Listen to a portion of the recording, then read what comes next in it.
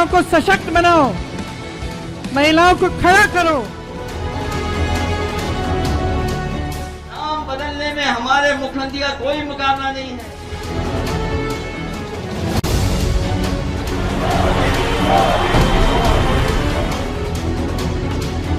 आपकी सेवा करने में हम पिछले 5 साल से भी ज्यादा मेहनत करेंगे।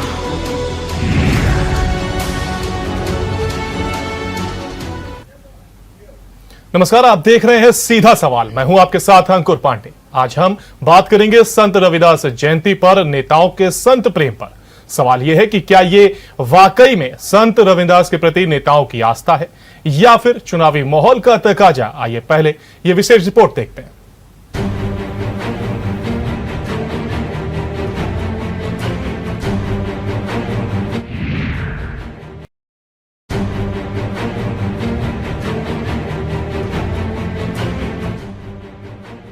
देश आज रविदास जयंती मना रहा है। संत रविदास की जयंती का धार्मिक के साथ साथ राजनीतिक महत्व भी है। यूपी और पंजाब में हो रहे विधानसभा चुनाव को देखते हुए सभी सियासी दलों के नेता संत रविदास का आशीर्वाद ले रहे हैं।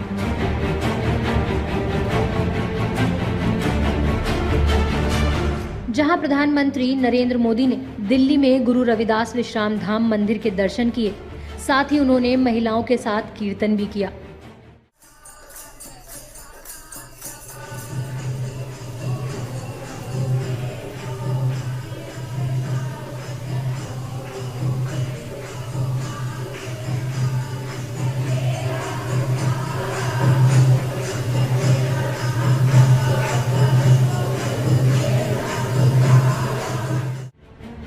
वहीं पंजाब के सीएम चरणजीत सिंह चन्नी, यूपी के सीएम योगी आदित्यनाथ वाराणसी स्थित संत रविदास की जन्मस्थली सीर गोवर्धन में बने मंदिर पहुंचे। कांग्रेस नेता राहुल और प्रियंका गांधी ने भी रविदास की जन्मस्थली पर मत्था टेका और लंगर परोसा, और यहां से लाखों श्रद्धालुओं की आस्था भी जुड़ी है।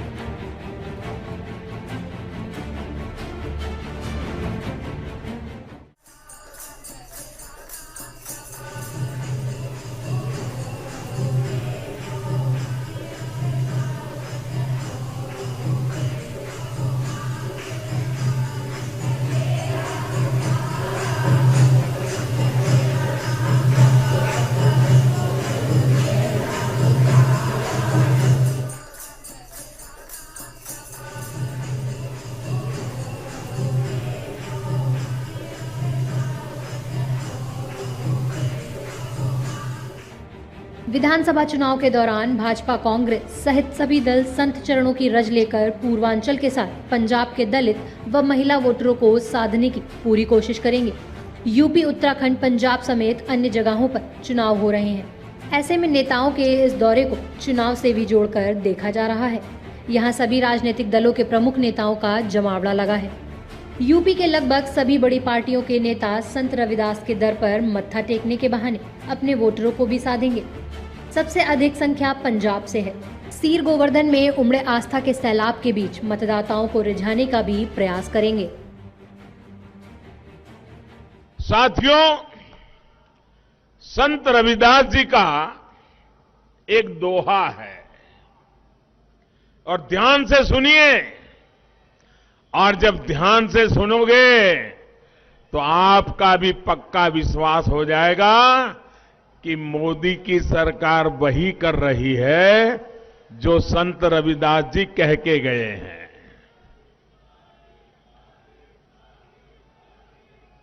संत रविदास जी ने अपने दोहे में क्या कहा है,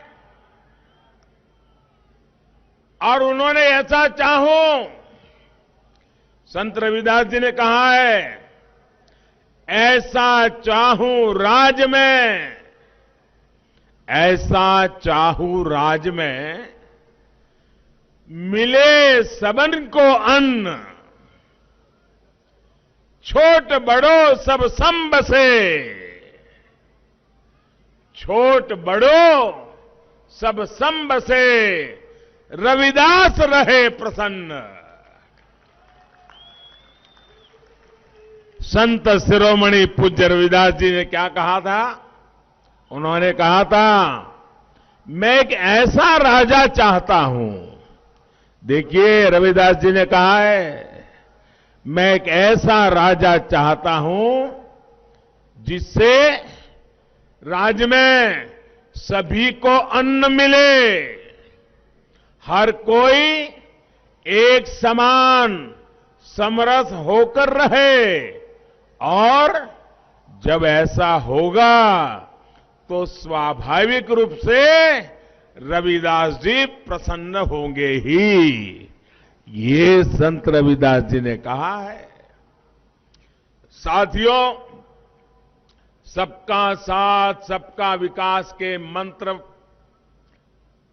उस मंत्र को लेकर के चल रही भाजपा का आदर्श भी संत रविदास जी के शब्दों से प्रेरणा लेकर के हम आगे बढ़ते हैं।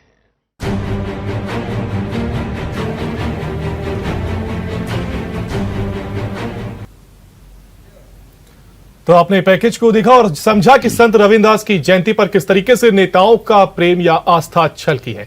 इसी पर हमारे साथ खास मेहमान हमारे साथ जुड़ गए, आपका उनसे परिचय करा देते हैं। तो कांग्रेस से हमारे साथ अतर नईम जी हमारे साथ जुड़ गए, और वहीं बीजेपी से विवेक श्रीवास्तव जी हैं जो हमारे साथ लाइव जुड़े हुए हैं। विवेक जी, मेरा पहला सवाल आपसे ही है। वो मेरा सवाल यह है, मैंने अपने पहले वक्तव्य में कहा कि सवाल यहां पर यह उठता है कि क्या ये वाकई संत रविदास के प्रति नेताओं की आस्था है या फिर चुनावी माहौल का तकाजा है? क्योंकि अगर एक तरफ प्रधानमंत्री नरेंद्र मोदी या सीएम योगी पहुंचे हैं संत रविदास की जयंती पर, तो विपक्ष भी पीछे नहीं है, वो भी पहुंचा है और उसने भी अपनी आस्था प्रकट की है। तो किस तरीके से आप इसको देखते हैं? देखिए अंकुर जी, संत शिरोमणि रविदास जी में हमारी आस्था कोई आज चुनावी दौर की, इसके पूर्व का भी आप इतिहास देख लीजिए। काशी में जहाँ संत रविदास जी का मंदिर है, वहाँ हमारे आदरणीय नरेंद्र मोदी जी और हमारे तमाम नेता, और हम यही चाहते हैं कि सनातन संस्कृति के संतों का इस देश में सम्मान हो। इन संतों ने इस देश की सनातन संस्कृति, कुटुंबकम की संस्कृति को जीवित रखा है, अपने में आत्मसात करके दिखाया, उनका सम्मान हो, और यही हमारी इच्छा है। हम कुछ परंपरा के निर्वहन में जो संतों के मंदिर में, संस्थानों के मतों में मत्था टेकने जाते हैं, आशीर्वाद प्राप्त करते हैं, और वे कामना करते हैं कि हम आपकी सेवा से सदमार्ग पे चले और हम जनमानस को सदमार्ग दें। और ये बात जो विपक्ष हमारे मार्ग का अनुसरण कर रहा है, ये अच्छी बात।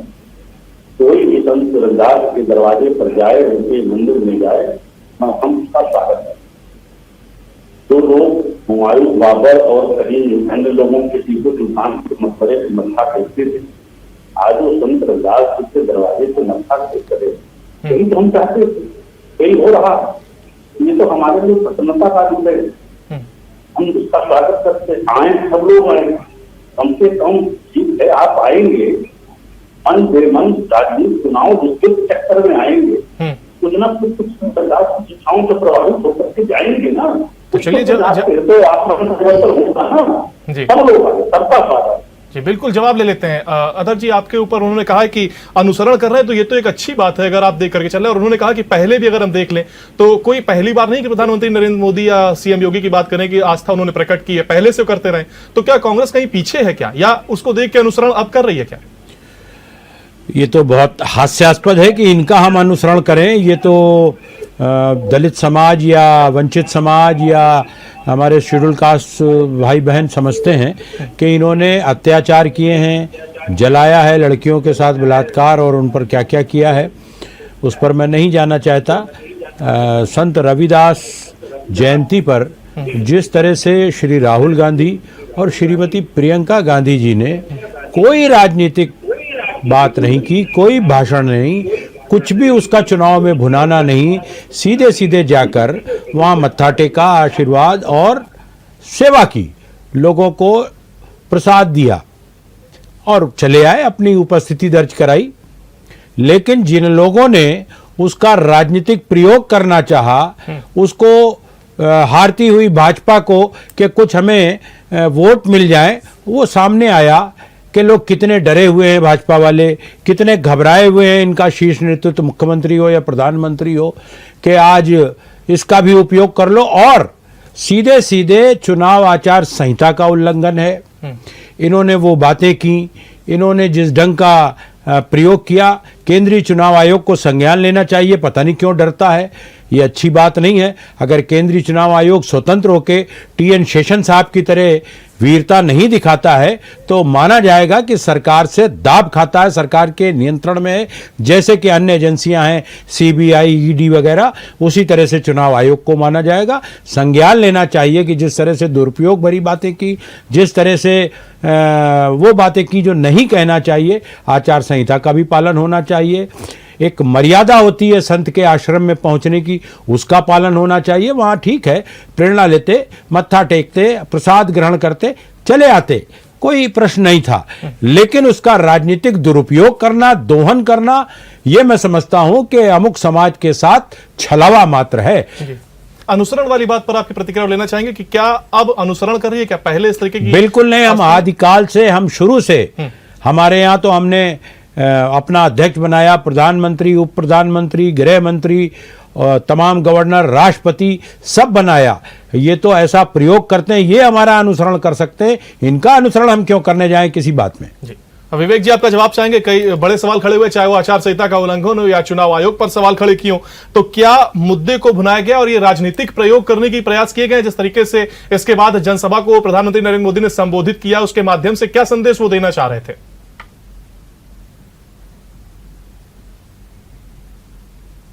आप देख रहे हैं पत्रकारिता जगत, क्या इसके पूर्व में कोई पंजाब का मुख्यमंत्री काशी पहुंचा था क्या? इसका कोई उदाहरण हमारे कांग्रेस के मित्र बता पाएंगे क्या? चुनाव के अवसर का प्रयोग कौन करना चाहता, किन कारणों से करना चाहता, ये तो जब जाएगी बात। रही बात संत रविदास जी का मंदिर, हमारे लिए तो आराधना का स्थान है, आराधना का स्थान है और हमारे लिए घर जैसा है। हम पहले भी जाते थे, आज भी जा रहे हैं, आगे भी जाएंगे। और हमें वहां अपनी बात कहने से, अपने लोगों से बात करने से कौन रोक सकता? हम संत रविदास के सनातन संस्कृति की आस्था, उसमें विश्वास रखते, हम उनको अपना जाकर के हम उनसे आशीर्वाद प्राप्त करते, वहां अपने लोगों से हम बात करते। चुनाव आयोग कहां पर आए? जो लोग इस तरह का आचरण आज हमारा देश कर रहे हैं और ये संत रविदास जिनके यहाँ जा रहे हैं, पूर्व ये लोग उनसे पूछिए, इनके नक्शे हुमायूं, बाबर, तमाम मकबरों से जाते थे, कहीं उनके मंदिरों में, स्थानों के, संतों के स्थानों पर नजर नहीं आते। कोई ज्यादा बता दो इसके पूर्व का। हमारे यहाँ क्या है? हमारे यहाँ तो ऐसे संत जो मजदूरों का सम्मान करने की परंपरा रही है, हम तो मतलब निरंतर इस प्रक्रिया में हम शामिल हैं और उन संतों का महिमा मंडन है, इन संतों के बारे में समाज जाने, प्रसाद से समाज कर करके आगे बढ़े, यही हमारा कार्य है। हम यही करना चाहते हैं, इसी से सनातन काम संभव, यही हमारा हम जहाँ जहाँ मौका मिल रहा है, हम संतों के महिमा मंडल, उनकी मूर्ति की स्थापना, उनके पर हम तमाम ऐसी व्यवस्था बना रहे हैं जिससे आने वाली पीढ़ी उनके शिक्षाओं से अवगत हो सके। यही हम कर रहे हैं, यही इसी तरह से भारत सनातन का उत्थान संभव। हम तो अपने एजेंडे पे कर रहे हैं। हाँ, हमारे एजेंडे को देख करके लोग हम उनके बातों से जरा भी दुखी नहीं है, हम इनका स्वागत करें। आइए, आप भी आए, जो भी आएगा, अगर ऐसे नहीं आप तो 100 शिक्षाएं ग्रहण करेंगे, 100 शिक्षाएं तो आपको मिल जाएंगी ना, कुछ तो सीख के जाएगी मेरे भाई। कम से कम औरंगजेब और हुमायूं के मकबरों को तो दोबारा नहीं आओगे, हम तो इसका स्वागत करेंगे। हम यही चाहते थे, हमारे संस्कृति को आप सम्मान दे रहे हैं, हम यही चाहते हैं, हम इसका स्वागत करें। हमें इसलिए जरा भी कोई राजनीतिक नहीं करना चाहता। वो लोग चाहे जिस मानसिकता से आए, चाहे वोट की मानसिकता से आप रहे हैं ना, हम नहीं चाहते। चलिए हम अदर जी से कमेंट ले लेते हैं और तब तक टेक्निकल टीम से कहेंगे थोड़ा सा आवाज वॉल्यूम मिली में नहीं इनकी। कुछ दिक्कत आ रही है, मैं उसको सुन थोड़ा नहीं सा सुधार पाया। करें।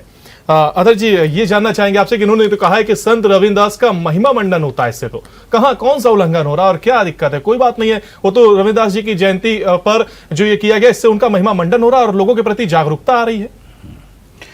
देखिए, जागरूकता तो सबसे पहले सिद्ध होती कि हमारे अनुसूचित जात, अनुसूचित जनजात के भाई बहन और बेटे बेटियां ये महसूस करते आपके 8 साल के केंद्र में और 5 साल के उत्तर प्रदेश में कि उनके साथ न्याय कर रहे हैं आप। उनके साथ आपने जितना उत्पीड़न किया, जितना भेदभाव किया, इसीलिए वो इस चुनाव में छिटक कर आपसे दूर है और कांग्रेस की ओर आ रहे हैं। आपको चिंता हो गई और आपको सबसे बड़ी चिंता ये हुई कि कांग्रेस का एक अनुसूचित जात का मुख्यमंत्री भी हमने जब बनाया तो भी आपने बहुत आपत्ति की थी।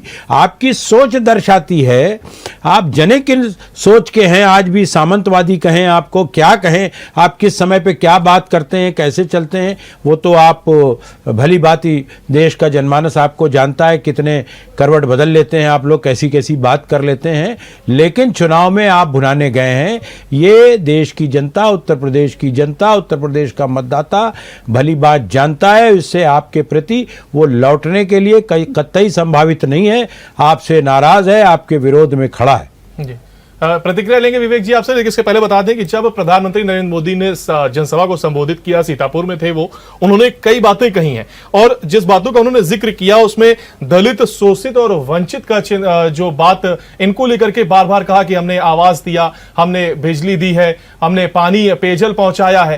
तो क्या ये दलित समाज और जिस तरीके से अधर जी ने कहा, क्या वोट बैंक की ये चिंता नहीं दर्शाता है?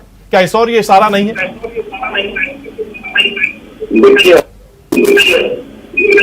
आज देश को आजाद हुए कितने साल, इसमें 70 साल तक कांग्रेस ने राज, कांग्रेस सबको किसी न किसी बहाने से घुमा फिरा करके उनका वोट लेती है और उनका विकास नहीं हुआ। आजादी के इतने दिनों बाद हमको उन वर्गों तक भोजन पहुंचाना पड़ रहा, बिजली देनी पड़ रही, गैस का कनेक्शन लेना पड़ रहा, बिल्कुल मैं जवाब लूंगा आपसे भी, और प्रधानमंत्री आवास देना पड़ रहा जी, उनके सर पे ताकि छत हो सके। ये कार्य हमारे पूर्व भी हो सकते थे, लेकिन पूर्व में ये कार्य नहीं किए। आपको बेहतर याद होगा, कांग्रेस के जमाने में एक गैस सिलेंडर के लिए सांसद को पर्ची लेनी पड़ी और सिलेंडर के लिए लाइनें लगानी पड़ी। और जनता पूर्वक मैं कह रहा हूँ आपसे, आप कांग्रेस के शासन का काल को याद करिए कि हमारे शासन काल को याद करिए। यही जल एजेंसियां, यही गैस कंपनियां, यही जनता है, यही कनेक्शन है, यही ग्राहक। क्या कारण है कि उस जमाने में गैस के लिए लाइनें लगती, हमारे यहाँ गैस चढ़ाकर घर गैस पहुंचा रहे। ये हमारे भारतीय कांग्रेस के शासन में यही मूल करना है। हम वंचितों, शोषितों, दलितों तक तो वहां पर जहाँ विकास नहीं पहुंचा, ढूंढ करके विकास पहुंचाते हैं। और एक बात मैं यहाँ वैसे कांग्रेस के लिए टोकना चाहूंगा, हम समाज के संत को जातिगत या धार्मिक आधार पर विभाजन करने की कोशिश न। संत रविदास जी कोई ये नहीं कि केवल अनुसूचित जाति के संत हैं, हमारे सबके सम्मानीय है, सब शिरोमणि, वहां तो हमारे सबके संत समाज का होता है। ये धार्मिक विभाजन वाली बात तो देखिए कई बड़ी बातें इन्होंने कही है कि 70 साल का देखिए अभी हमारे भाजपा के साथी ने, जिनका स्वर हमें क्लियर नहीं आ रहा है तकनीकी कारणों से, लेकिन जितना मैं ग्रहण कर सका, 70 साल में, इसी 70 साल में हमने उनकी भलाई के लिए अनेकानेक कार्यक्रम किए, कानून दिया, उनके संरक्षण, उनके हित रक्षा के लिए कानून दिया, जिसकी आप तब भी विरोध की बात करते थे और आपके गले नहीं उतरती थी। नहीं, एक तरफ जहां कहीं कहा जाता है कि जब वो कहते हैं कि हमने जल दिया या सड़क दी, आवाज दिए, आपने जल, सड़क या आवाज भारत की जनता को, भारत की जनता के कर से, टैक्स के पैसे से दिया। मैं भी जीएसटी की बड़ी रकम और आयकर की बड़ी रकम देने वाला एक करदाता हूं। जनता के पैसे का, जनता के निर्धन लोगों को देने का बार बार गिनाना उनका अपमान करना है, उस समाज का अपमान करना है, उस पूरे समुदाय का अपमान करना है। आपको अपनी जेब से, अंबानी अडानी की जेब से दे रहे हैं। आप कहना क्या चाहते हैं? आप एक सर्विस प्रोवाइडर हैं, आपको दिया गया टैक्स उसका बेहतर प्रबंध करना चाहिए। आप करोड़ों करोड़ रुपए प्रचार पर खर्च करते हैं, जनता को जितना देते हैं उससे ज्यादा आप प्रचार कर देते हैं, वो सरकारी धन का दुरुपयोग करते हैं। जी मैं इस पर सवाल आपने खड़ा किया है, मैं इस पर जवाब लूंगा, लेकिन जानना चाह रहा था कि उन्होंने जो ये सवाल कहा कि आखिर जरूरत क्यों पड़ी, क्या वो ये नहीं दर्शाता कि कांग्रेस ने नहीं पहुंचाया इसलिए हमें सड़क आवास और हमने उनका शिक्षा में उच्चीकरण किया, जिस आरक्षण का आप विरोध करते रहे। आज ही आप बता दीजिए, आप आरक्षण के समर्थक हैं कि विरोधी हैं? आप अपनी निजी बैठकों से लेकर भारतीय जनता पार्टी दबी जबान से आरक्षण का विरोध करती है। आप कह देते हैं कि आरक्षण कायम रहेगा तो मानिए मजीरा बजा लेने से थोड़ी होता है। आप सबको समझते हैं कि कोई समझेगा नहीं आपकी बात को। विवेक जी आप जवाब दें। जैसा कि हमारे कांग्रेस के मित्र ने कहा कि हमने दिया और आप जो दे रहे हैं मुझे कसम दे रहे हैं, आप कोई अपनी देश से नहीं दे रहे। मैं उनसे पूछना चाहता हूँ क्या इनके समय में हम इच्छे से आता था क्या? जिस अनाज को आप देने की बात कह रहे हैं वो खाद्य सुरक्षा गारंटी हमारा है, लेकिन हम उसको दान स्वरूप नहीं दे रहे थे। हम 1 रुपया 2 रुपया और 3 रुपया दान करके, ताकि लोगों को लगे कि हम इसका थोड़ा भुगतान कर रहे हैं और मदद भी हो जाए। आप उसको दान के नाम पर लोगों को क्या बनाना चाहते हैं और बार बार खिला के चुनाव में बनाना चाहते हैं आप? अब मेरी बात सुन, आप बोल रहे तो मैंने आपको नहीं बताया, आपको तो रटा हुआ डायलॉग दिया गया 70 साल 70 साल 70 साल 70 साल का सब बेचे खा रहे हैं आप। देश की पूंजी और संपदा को बेच रहे हैं। देखिए कांग्रेस के लोग बोलने नहीं देते, लोकतंत्र चर्चा कांग्रेस का। आपको कांग्रेस से भय लग रहा है? कांग्रेस को गंभीरता से लेते ही बात सुन, कांग्रेस को गंभीरता से नहीं लेते। अरे जनता ऐसा गंभीरता से लेगी आपको उखाड़ फेंकेगी। आप मेरी जवाब दे रहे हैं फिर आपको जी और गाली कीजिएगा, मैं सुन लूंगा। अंकुर जी जी आपने देखा होगा कि एक अमेठी हमारे यहाँ क्षेत्र चर्चा जहां में उनके खानदानी लोग चुनाव लड़ते, बिल्कुल उसी झोपड़ी में आपको राजीव गांधी जाके दिखेंगे, उसी झोपड़ी में आपको राहुल गांधी भी अपने विदेश मंत्री के साथ जाके दिखेंगे। आप बताइए सालों में क्षेत्र में क्योंकि पारिवारिक लोग वहां से चुन करके जाते रहे, तो गरीब व्यक्ति की झोपड़ी पक्के मकान में क्यों नहीं रही? इसका उत्तर कांग्रेस का कोई कुछ नहीं बताएगा। जी बिल्कुल। इस तरह से घुमाते हैं कि साहब क्या वो झोपड़ी में जाना अपराध है? अरे बिल्कुल आप अपराध कर रहे हैं। आपके परिवार को उस क्षेत्र से इतना बार चुनाव में संसद करने देखने का अवसर मिला तो आपके हाईकमान कहे जाते हैं आपके कुछ गरीब आदमी की झोपड़ी पक्के मकान में क्यों नहीं लगे? बिल्कुल मैं चाहूंगा कि एक मैं बिल्कुल चाहूंगा कि एक करके बात हो जाए ताकि स्पष्टता से हमें भी समझ में आए और दर्शकों को भी समझ में आए। और मैं जवाब भी ले लेता हूं उत्तर जी से कि आखिर जो मकानों को झोपड़ियों को पक्के मकानों में जी मैं यही सवाल ले लेता हूं मैं जी विवेक जी मैं मुझे भी दिया जाए कृपया। जी बिल्कुल बिल्कुल मैं इस पर एक जवाब ले लेता हूं कि कांग्रेस का जो गढ़ रहा है वहां पर भी पक्के मकान अगर बीजेपी को देने पड़ रहे हैं तो क्या ये सवाल नहीं खड़ा होता है कांग्रेस? नंबर 1, कांग्रेस किसी स्थान को अपना गढ़ नहीं कहती, ना मानती है। पूरा देश हमारा है और पूरे देश के लोगों हमारे साथ हैं, हम उनके साथ हैं। रायबरेली का जितना जिला पिछड़ा हुआ था उसका उच्चीकरण किया गया और मकान दान में बार बार देने की बात कहते हैं। वहां के लोगों ने अभी शिकायत की जब श्री राहुल गांधी वहां पहुंचे और लोग पछता रहे हैं, इनकी स्मृति ईरानी वहां झांकने नहीं गई। लोगों को सरकार डबल इंजन बताकर, उत्तर प्रदेश में भी केंद्र में भी, जब हम थे तो यहाँ तो 32 साल से हमारी कांग्रेस की सरकार नहीं है, केंद्र की योजनाओं का यहाँ पालन नहीं किया जाता था। कभी सपा, कभी बसपा, कभी भाजपा। 15 साल के करीब आप रहे, 15 साल के करीब ये लोग रहे, इन दोनों ने हमारा विरोध किया, हम उसको पहुंचा नहीं पाते थे। आपकी दोनों सरकार है तब भी आप रायबरेली या पूरे उत्तर प्रदेश में कहीं कुछ नहीं कर पाए, केवल दिखावा, आडंबर और बार बार जनता पर ये एहसान मत थोपिए। ये जनता का पैसा है, इसमें निर्धन और गरीब का अधिकार है, हक है। आपने दान नहीं दे दिया, कोई राजा महाराजा नहीं है आप। अधर जी जब आप ये कहते हैं कि केंद्र में हमारी सरकार थी और राज्य में नहीं थी और इसका नुकसान कहीं ना कहीं हुआ है, बिल्कुल, तो क्या डबल इंजन की सरकार इसका फायदा लेगी और क्या इसका फायदा होगा उसको? डबल इंजन की सरकार फेल हुई है, एक इंजन इधर खींचता है, एक इंजन इधर खींचता है, दोनों में अंतर्द्वंद लड़ाई है। जी और दोनों की लड़ाई में जनता पिसी। उत्तर प्रदेश में कोई विकास काम इनके कार्यकाल में नहीं हुआ, सपा बसपा में नहीं हुआ है।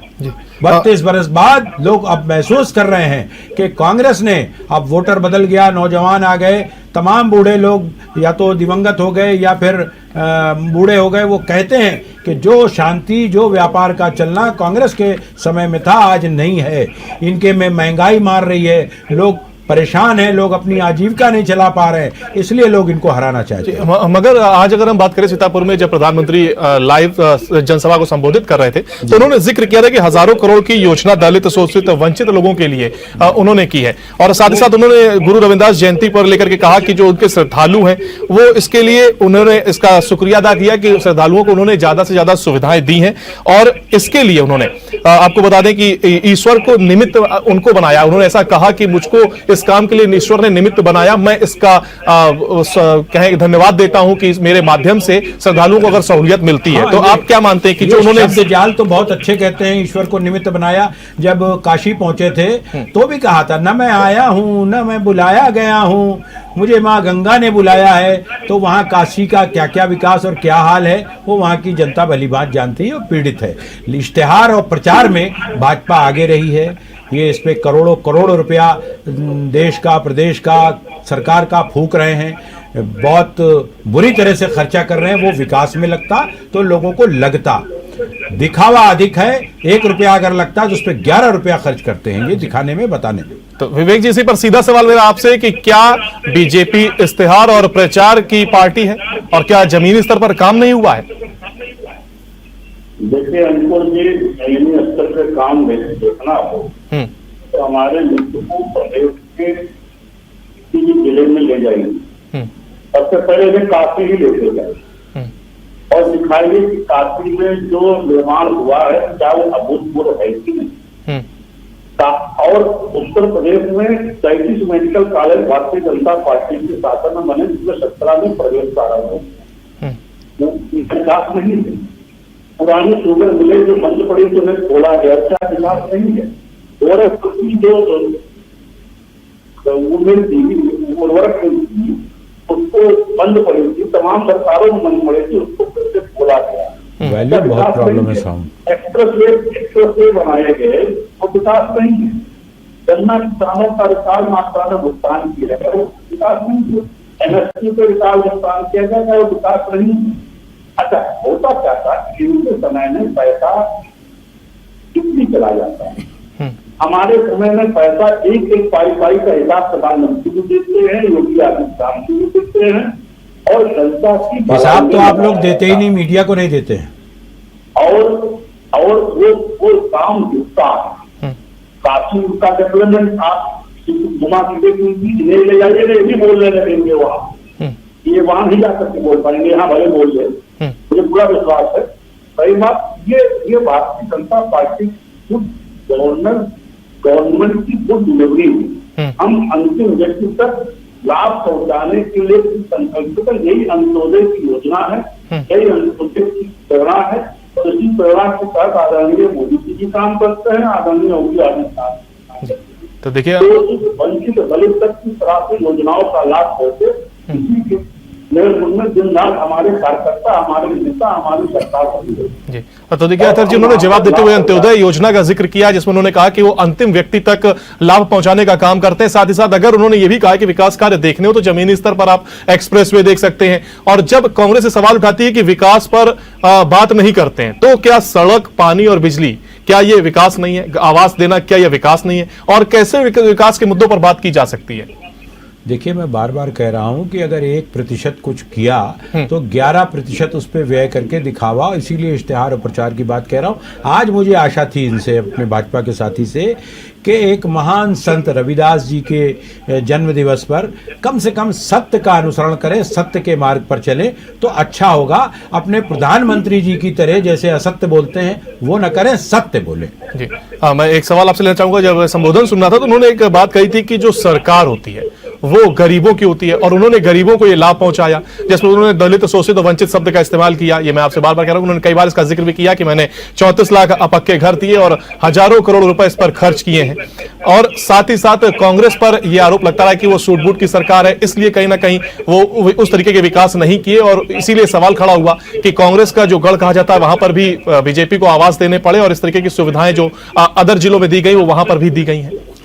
कांग्रेस सूट बूट की नहीं, भाजपा सूट बूट की सरकार कहलाती है और गरीबों का विकास नहीं, गरीबों की भलाई नहीं, गरीबों का उच्चीकरण नहीं इन्होंने किया है। भी कोरोना काल में 2 वर्ष से ऊपर सबकी आय घटी है और अगर पैसा बढ़ा है तो अडानी और अंबानी का बढ़ा है। कहां से बढ़ गया? 2 साल में सारे व्यापारी पस्त हैं, रो रहे हैं और अडानी और अंबानी की आय कई गुना बढ़ गई।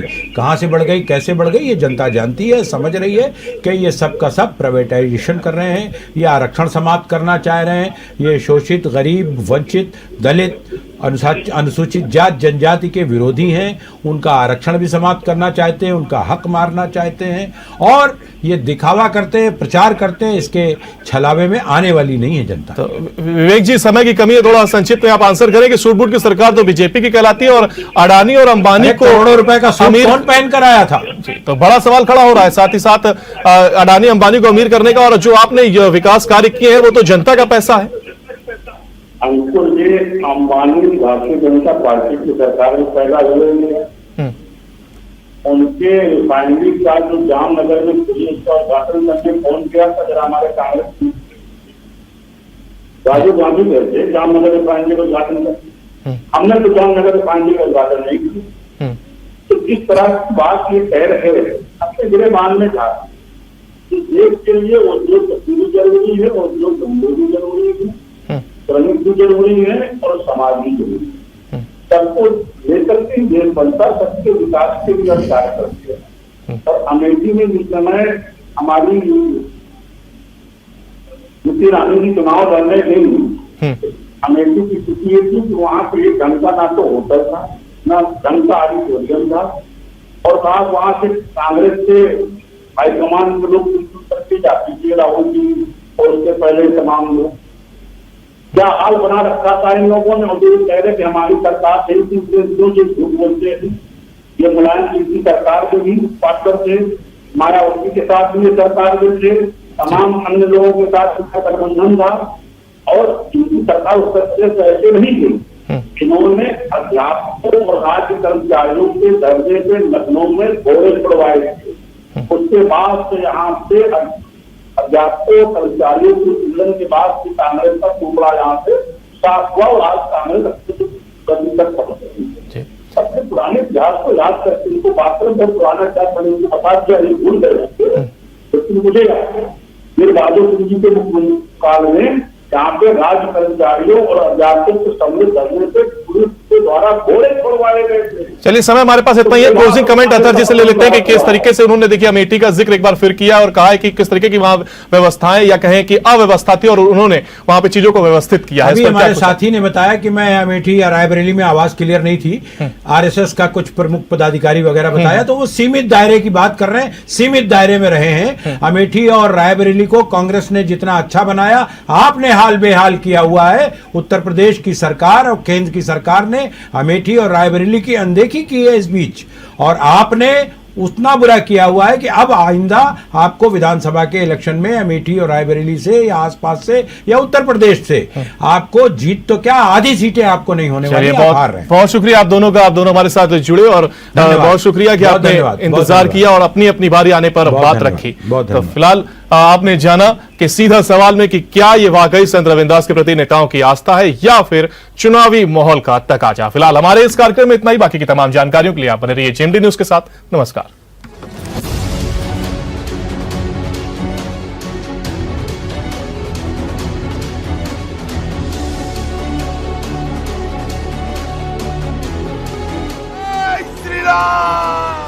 मैं कहती हूँ महिलाओं को सशक्त बनाओ, महिलाओं को खड़ा करो। नाम बदलने में हमारे मुख्यमंत्री का कोई मुकाबला नहीं है।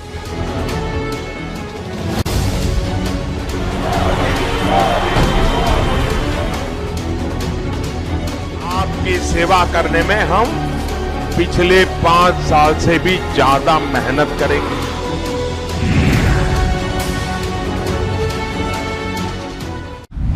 अगर आपको हमारा वीडियो पसंद आया हो तो हमें लाइक करें, सब्सक्राइब करें और ज्यादा से ज्यादा शेयर करें और हाँ, बेल आइकॉन दबाना ना भूलें ताकि हर खबर का अपडेट आप तक पहुंचे तुरंत। आप हमें इंस्टा, ट्विटर और फेसबुक पर भी फॉलो कर सकते हैं। हमारी आईडी है @JMT News।